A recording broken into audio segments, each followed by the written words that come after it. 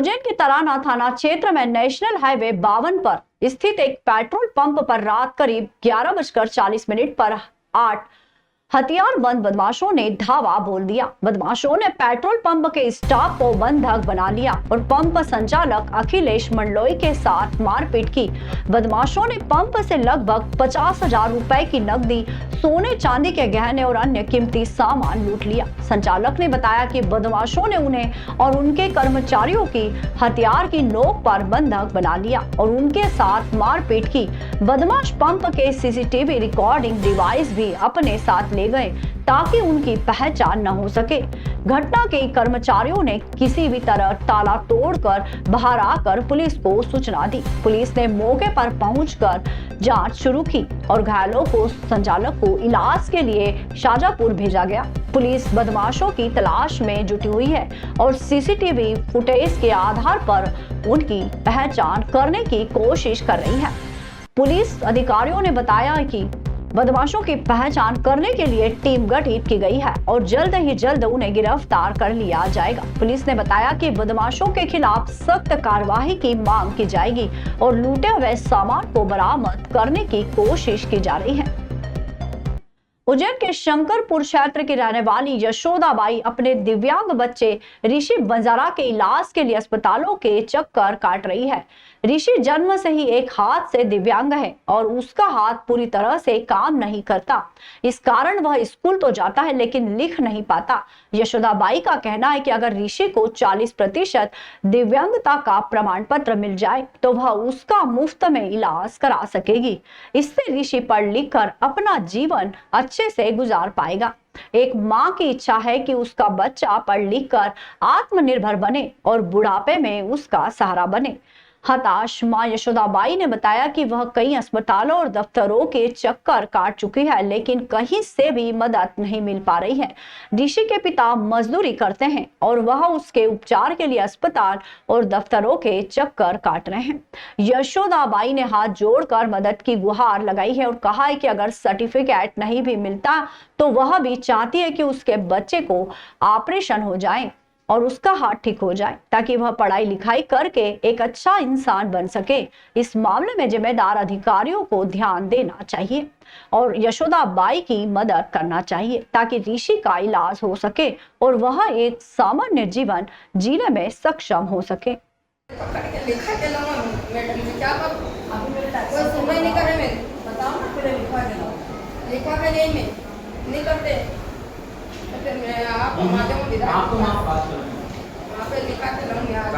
मेरे बच्चे का हाथ भी सीधा नहीं हो रहा सर जी, और मेरा बच्चा का लोटा भी नहीं उठता पानी का उसके स्कूल में भी मिलती हूँ तो उसके लिखे में पेम नहीं चलती। हाँ ने उसका इन्हें उधर का उधर अस्पताल से भगा मेरे को डॉक्टर लोगों ने, तो ये इधर साइन नहीं करता उधर नहीं करते, तो अब जाऊँ कहाँ पर जाऊँ मैं? ऐसा कि मैं वहाँ पे जाओ दूसरे वार्ड में, तो वहाँ पे भी चली गई। आपने क्या बोला उनको, क्या करवाना चाहते? अरे मेरा बच्चे के 40% का बोला था उनने, तो 40% नहीं करा तो 10% का लिख के दे दिया उनने, तो 40% करवाना था मेरे को। आप क्या चाहते? हाँ विकलांग का फार्म भर दिया था, तो 40% नहीं कर रहे वो। 10% की हाँ 10% का विकलांग का बता रहा है, तो 40% करवाना था मेरे को। 40% नहीं करवा रहा तो मेरा हाथ बच्चा का ठीक कर दो। और क्या बोलूँ मैं, डॉक्टर साहब के ऐसे ही बोल रहे थे, मेरे को भगाता फिर रहा है। किनके पास गए? मैं पीछे भी गई थी बाढ़ में और आगे भी, इधर भी गई थी बाढ़ में, इधर भी गई थी, 4-5 जगह मैं काट रही, 7-8 चक्कर हो गए मेरे को सर, कोई सुनाई नहीं कर रही सर जी, क्या करूँ? उज्जैन के बड़नगर तहसील के विजयाखेड़ी गांव में एक स्ट्रीट डॉग ने घर में सो रहे 4 साल के मासूम बच्चे पर हमला कर दिया। कुत्ते ने बच्चे को मुंह से पकड़कर बाहर ले जाने की कोशिश की, जिससे बच्चे के रोने की आवाज सुनकर पिता राजेंद्र वसूनिया बचाने आए, लेकिन कुत्ते ने पिता पर भी हमला कर दिया, जिससे दोनों गंभीर रूप से घायल हो गए। घटना के बाद पिता ने कुत्ते की कुल्हाड़ी से हत्या कर दी और अपने बच्चे को बचा लिया। घायल पिता पुत्र को उज्जैन के जिला अस्पताल में भर्ती कराया गया है, जहां उनका इलाज चल रहा है। राजेंद्र वसूनिया ने बताया कि वे अपने पुराने घर में सो रहे थे, तभी रात रात 1:30 बजे अचानक कुत्ता सामने आया और उनके पास सो रहे बेटे बरबरी को मुंह में दबोच लिया। जब उन्होंने डंडे से कुत्ते को भगाने की कोशिश की तो कुत्ते ने बेटे को छोड़कर उन पर हमला कर दिया और उनके पैर, हाथ और पीठ पर कई जगह काट लिया। राजेंद्र की पत्नी पूजा ने बताया कि उनके पति चल भी नहीं पा रहे थे और दोनों पैरों से खून बह रहा था। वे बड़नगर के सरकारी अस्पताल ले गए, जहां प्राथमिक उपचार के बाद उन्हें उज्जैन के जिला अस्पताल भेज दिया गया। Civil surgeon doctor Ajay Diwakar ने बताया कि कुत्ते के काटने पर पिता पुत्र को इमरजेंसी में लाया गया था। दोनों भर्ती है और पिता के पैरों पर मल्टीपल टाके लगे हैं। बच्चे को भी हाथ, मुंह और पैर और गले में कुत्ते के दांत और नाखून लग गए हैं। मैं ग्राम वीराखेड़ी का रहने वाला हूँ। मेरा नाम राजेंद्र है और लड़का हम दोनों के बीच में सो रहा था तो कुत्ता आया अंदर, न उठा के उसको भागने लगा। तो मेरी जो पत्नी थी वो चिल्लाई के बोले कुत्ता बच्चे को लेके भाग रहा है, उठो उठो उठो, खा गया।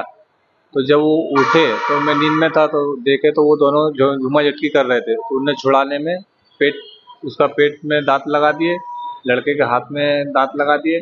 तो वो जब कुत्ता बाहर भागा तो हमारे बाउंड्री में जाली हो रही है, तो जैसे मैं बाहर गया डंडा लेके तो अब अंधेरा था, आगे लाइट थी, पीछे कुछ था नहीं, तो पीछे वो उसने मेरे पे हमला कर दिया। तो मेरे को पैर में काट लिया, इसमें 10-12 टाँके आए, इसमें 10-12 टाँके आए हुए हैं। उज्जैन के बड़नगर तहसील के ग्राम खरसोत कला में सड़क की खराब हालत से नाराज महिलाओं ने शुक्रवार को पंचायत कार्यालय में जमकर प्रदर्शन किया। महिलाओं ने सरपंच और सचिव की कुर्सियां बाहर फेंक दी और वर्षों से हो रही अनदेखी के खिलाफ विरोध जताया। महिलाओं का कहना है कि 2.5 साल से लगातार पंचायत को खराब सड़कों की शिकायत कर रही है, लेकिन हर बार सिर्फ आश्वासन ही मिला। रास्ते की हालत इतनी खराब है कि पैदल चलना भी मुश्किल हो गया है। महिलाओं ने आरोप लगाया है कि जनप्रतिनिधियों ने समस्या को बड़े गंभीरता से नहीं लिया, इसलिए उन्हें ये कदम उठाना पड़ा। महिलाओं ने चेतावनी दी है कि जब तक सड़क नहीं बनेगी उनका विरोध और तेज होगा। इस घटना का वीडियो सोशल मीडिया पर वायरल हो गया है, जिसमें महिलाएं पंचायत कार्यालय में प्रदर्शन करते हुए दिखाई दे रही है। ग्रामीणों ने बताया कि सड़क की खराब हालत के कारण उन्हें कई समस्याओं का सामना करना पड़ रहा है। महिलाओं ने प्रशासन से मांग की है कि जल्द से जल्द सड़क का निर्माण किया जाए ताकि उन्हें राहत मिल सके।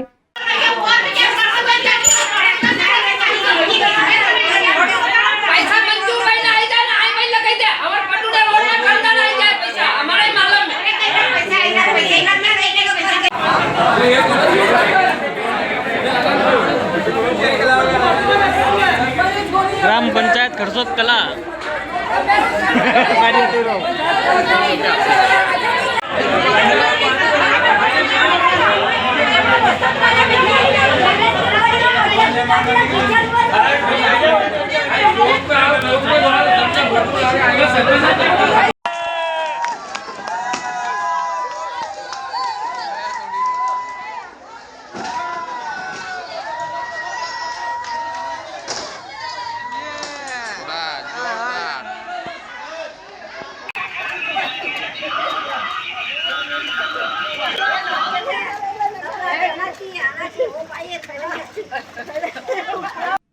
उज्जैन में महाकालेश्वर मंदिर के बाहरी और आंतरिक क्षेत्र का निरीक्षण कलेक्टर रोशन कुमार सिंह ने किया।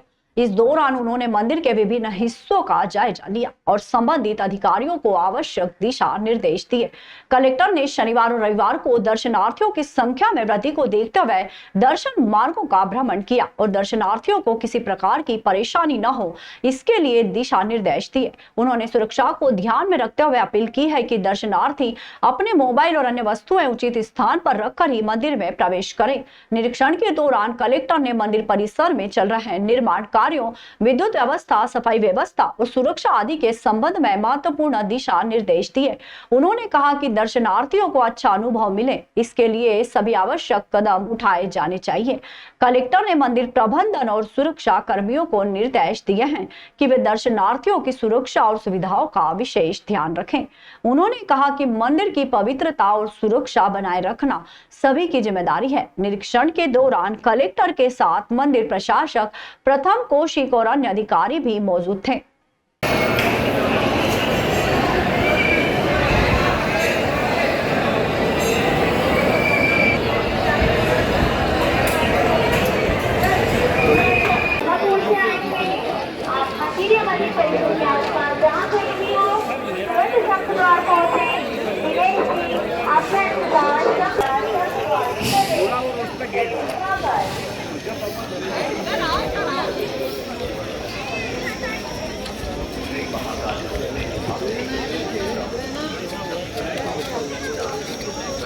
शनिवार रविवार को महाकाल मंदिर में श्रद्धालुओं की संख्या में बहुत वृद्धि हो जाती है। उसी के लिए आज यहाँ पे पुलिस प्रशासन के साथ भ्रमण किया गया और जो दर्शन के मार्ग हैं उनको भी देखा गया, जिससे कि क्योंकि गर्मी भी काफ़ी ज़्यादा है और भीड़ भी काफ़ी ज़्यादा है, तो दर्शन व्यवस्था में किसी तरह की तकलीफ ना हो और जो श्रद्धालु यहाँ पे बाबा के दर्शन करने आ रहे हैं वो यहाँ से एक अच्छा अनुभव लेकर जाएं और उनको किसी प्रकार की तकलीफ ना हो, उसके बारे में आज रास्ते को देखा गया और जो भी आवश्यक निर्देश हैं वो दिए गए हैं, खासकर सुरक्षा को ध्यान में रखने के लिए, क्योंकि अभी हाल ही में जो है माहौल तनावपूर्ण है और सुरक्षा का विशेष हमको ध्यान रखना है। तो मोबाइल और बाकी जो चीज़ें हैं वो पूर्णतः प्रतिबंधित हैं। आपके माध्यम से मैं अपील करना चाहूँगा कि श्रद्धालुगण जो है अपने मोबाइल और अन्य जो आवश्यक वस्तु हैं वो कृपया उचित जगह पर रखकर ही मंदिर के अंदर प्रवेश करें, जिससे कि किसी प्रकार की असुविधा ना हो।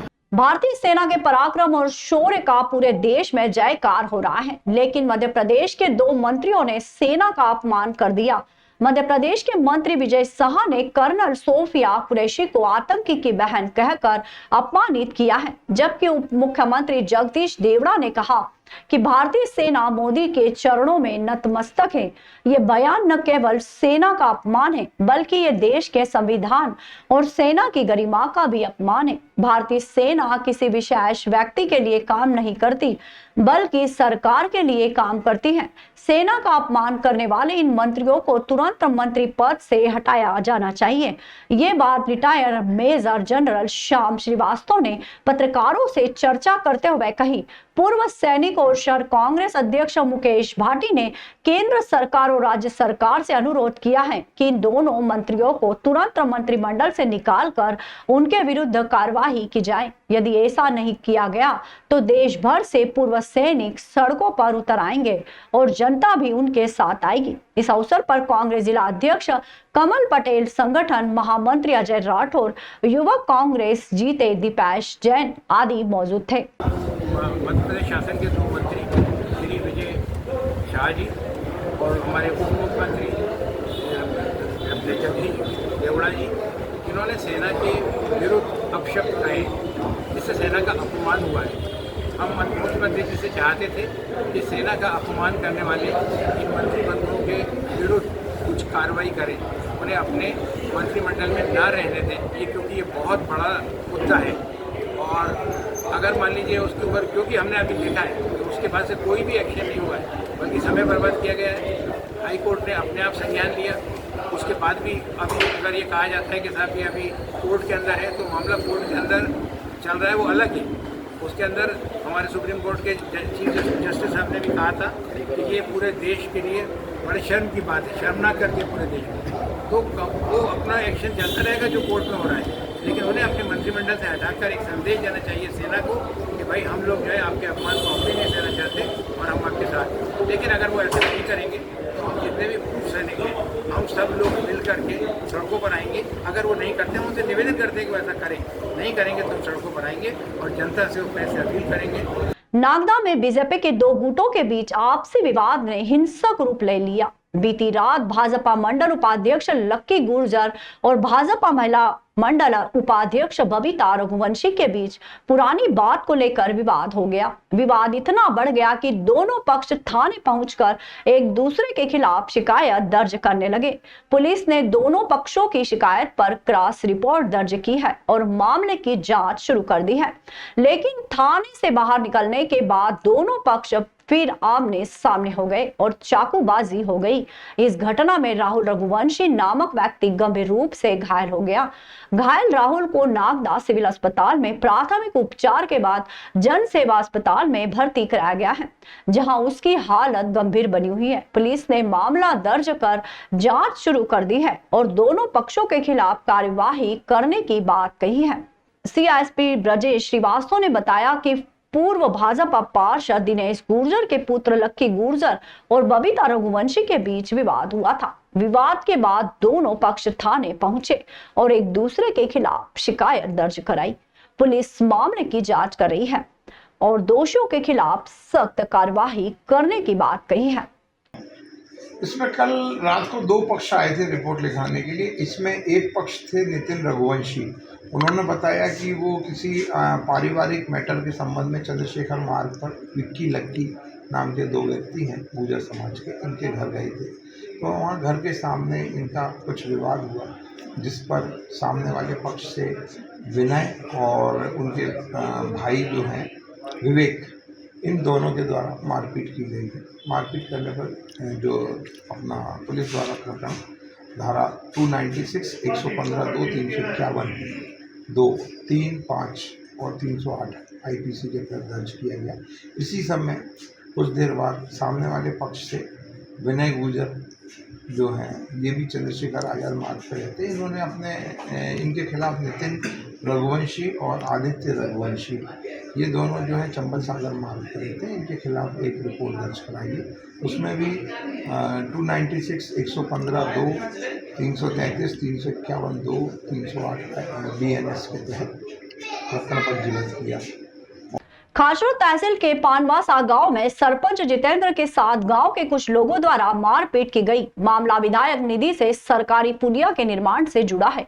सरपंच जितेंद्र ने बताया कि गांव में पुलिया का निर्माण कार्य चल रहा था, तभी दिनेश और प्रकाश नामक दो व्यक्तियों ने मौके पर पहुंचकर काम में बाधा डालने लगे। जब उन्होंने काम बंद नहीं किया तो दोनों ने लोहे की राड और टामी से हमला कर दिया, जिससे वे गंभीर रूप से घायल हो गए। सरपंच जितेंद्र को गंभीर हालत में सरकारी अस्पताल में भर्ती करवाया गया। घटना के बाद आरोपी फरार हो गए। पुलिस ने मामला दर्ज कर लिया है, लेकिन आरोपियों के खिलाफ कोई सख्त कार्रवाई नहीं की गई है। इसको लेकर जनपद अध्यक्ष पृथ्वीराज सिंह पवार ने खासरोद थाने का घेराव किया और आरोपियों के खिलाफ सख्त कार्रवाई की मांग की है। जनपद अध्यक्ष पृथ्वीराज सिंह पवार ने कहा कि पुलिस ने सरकारी अस्पताल के डॉक्टर की रिपोर्ट के आधार पर कार्रवाई की बात की है। उन्होंने कहा कि पुलिस 4 दिन में आरोपियों के खिलाफ कार्रवाई करेगी। इस दौरान जनपद अध्यक्ष ने चेतावनी दी है कि अगर आरोपियों के खिलाफ कार्रवाई नहीं की गई तो वे आंदोलन करेंगे। कार्य करते हुए इनके साथ मारपीट की गई थी, इनको एडमिट किया करना पड़ा था रतलाम में। उसके बावजूद अभी तक यहाँ इनकी FIR दर्ज नहीं हुई। नहीं, इनके सिर में लगी थी। कितने टाइम में आप एडमिट रहे उसमें? 5-6 दिन 6 दिन एडमिट रहे। FIR दर्ज है इनकी। सुनी क्या हमारे ये सरपंच है पानवासा के, इनके शासकीय कार्य करते हुए वहाँ एक विधायक निधि की पुलिया का निर्माण किया जा रहा था और पुलिया निर्माण के द्वारा वहाँ किसी उपद्रवी द्वारा आपके ऊपर हमला किया गया। सर में भी चोट आई, हाथ पैर पे चोट आई और ये 6 दिन के लिए रतलाम में एडमिट भी रहे थे। अभी TI साहब से बात हुई थी, उन्होंने बोला है कि जो मेडिकल रिपोर्ट है जो इनको दी है और जो यहाँ सर्टिफाइड भेजी है उन दोनों में डिफरेंस है, उसके कारण कार्रवाई रुकी हुई है। वो वहाँ पे उन्होंने हॉस्पिटल में बात की है कि दोनों में से कौन सी रिपोर्ट सही है, या तो हमें वो नई रिपोर्ट जो सही है वो बना के दें, और अगर दी है तो वो गलत रिपोर्ट क्यों दी है उसकी जानकारी निकाल रहे हैं। जैसे ही जानकारी मिलती है इसके ऊपर कार्रवाई की जाए। कितने दिन का आश्वासन दिया? कितने दिन का? 4 रोज का आश्वासन दिया उन्होंने। 4 दिन बाद नहीं होता तो फिर बड़ा आंदोलन किया। सरपंच साहब, कब की घटना है ये? सर घटना है, इसको होगा 15 से 20 दिन हो गए। अच्छा, तो पुलिस ने क्या कार्रवाई करी उसके ऊपर? कार्रवाई तो करी इन्होंने, बल्कि वो रिपोर्ट जो है, रिपोर्ट मेरे पास जो रिपोर्ट है वो सही साढ़े, वो पुलिस के पास जो रिपोर्ट आई उसमें पूरा नॉर्मल बताया गया है। खासरोद जनपद पंचायत कार्यालय में कांग्रेस नेता और कार्यकर्ताओं ने स्थायी CEO की नियुक्ति की मांग को लेकर सद्बुद्धि यज्ञ किया। इस दौरान पूर्व विधायक दिलीप गुर्जर, जनपद अध्यक्ष पृथ्वीराज सिंह पवार, नगर पालिका अध्यक्ष गोविंद भरावा और अन्य कांग्रेस नेता उपस्थित थे। जनपद अध्यक्ष पृथ्वीराज सिंह पवार ने बताया कि स्थायी CEO की नियुक्ति न होने से जनपद के कार्य ठप पड़े हैं, जिसका सीधा असर जन कल्याणकारी योजनाओं पर पड़ रहा है। हितग्राहियों को शासन और केंद्र शासन की योजनाओं का लाभ नहीं मिल पा रहा है। उन्होंने चेतावनी दी है कि अगर 8 दिनों में इस ज्वलंत समस्या का समाधान नहीं हुआ तो कांग्रेस पार्टी के नेतृत्व में क्रमिक भूख हड़ताल की जाएगी। इस दौरान कांग्रेस नेताओं ने यज्ञ में आहुति दी और सरकार से स्थायी CEO की नियुक्ति की मांग की है। इसके बाद कांग्रेस नेताओं ने खासरोद SDM नेहा साहू को ज्ञापन सौंपा और स्थायी CEO की नियुक्ति की मांग की है। ज्ञापन में कहा गया है कि स्थायी CEO की नियुक्ति से जनपद के कार्य सुचारू रूप से चल सकेंगे, हितग्राहियों को योजनाओं का लाभ मिल सकेगा। अब ये कपूर आरती करते हैं। गौरम करुणावतारम संसारसारम बलियंतारम तथावतंत्रम। यहाँ हनुमान जी की आरती करनी है यहाँ के पास। जिले की सबसे बड़ी जनपद है। 11 CEO के ट्रांसफर हमारे कांग्रेस के जनपद बनने के बाद हुए हैं। शासन प्रशासन नहीं चाहता कि क्षेत्र में उन्नति विकास कार्य हो। जब विपक्ष का विधायक यहाँ पर जीत के आता है उस समय स्थायी सीओ की नियुक्ति थी और क्षेत्र में उन्नति विकास हो गए। अरे जिले का मुख्यमंत्री, जिला का विधायक इस प्रदेश का मुख्यमंत्री मोहन यादव जी है, इस क्षेत्र से विधायक भी भारतीय जनता पार्टी के, उसके बावजूद भी सीओ की नियुक्ति नहीं किया जाना इस बात का होता है कि भारतीय जनता पार्टी क्षेत्र में उन्नति विकास कार्य नहीं चाहती। आज हमारे जनपद सदस्य के साथ साथ हमारे सरपंच लोग, हमारे ग्रामीण क्षेत्र की जनता सभी जनपद के चक्कर लगाते रहते हैं और हम उनको बोलते हैं अधिकारी नहीं होने का उनका काम नहीं करा पा रहे हैं। तो निश्चित रूप से ये भारतीय जनता पार्टी की दोहरी नीति है। अभी यदि इसके मध्य प्रदेश शासन ने इसको तत्काल गंभीरता से नहीं दिया तो अन्य आंदोलन तो किए जाएंगे। देखिए, हमें खाचरोद में जनपद बने हुए 2.5 साल से ऊपर हो गए हैं। 2.5 साल से ऊपर के अंदर हमारे यहाँ 11 सीओ के ट्रांसफ़र हो चुके हैं। अब आप जानते हैं कि जहाँ अगर 11 सीओ के तबादले होते हैं तो वहाँ की कार्य क्षेत्र में कार्य करने के विकास कार्य कैसे प्रभावित होते हैं। सर्वविदित है कि पिछले 24 तारीख को यहाँ पर 28/4 को यहाँ पर महतपुर सीओ को अतिरिक्त प्रभार दिया गया था। तब से महतपुर सीओ ने खाचरोद जनपद में कदम नहीं रखा है। बिना सीओ के कार्य हो रहे हैं और जैसा कि आप सबको विदित है, खाचरोद जनपद के अंदर 8,200 मुख्यमंत्री प्रधानमंत्री आवास आए थे। पहली किस्त तो हम जारी कर चुके थे, लेकिन लोग जो ग्रामीण क्षेत्र के हैं उन्होंने अपने मकान खोल दिए हैं। कोई बाहर रह रहे हैं, मकान का कार्य चालू किया, लेकिन एक एक किस्त में कितना कार्य हो सकता है आप सभी जानते हैं। उनकी दूसरी किस्त जारी नहीं हुई है और बारिश सर पर है। अगर यहाँ सीओ नियुक्त होते, दूसरी किस्त जारी हो जाते तो वो जो ग्रामीण में जो प्रधानमंत्री आवास है उनके कार्य सुचारू रूप से चलते और बारिश से पहले लोग अपने घर पे छत डाल सकते थे।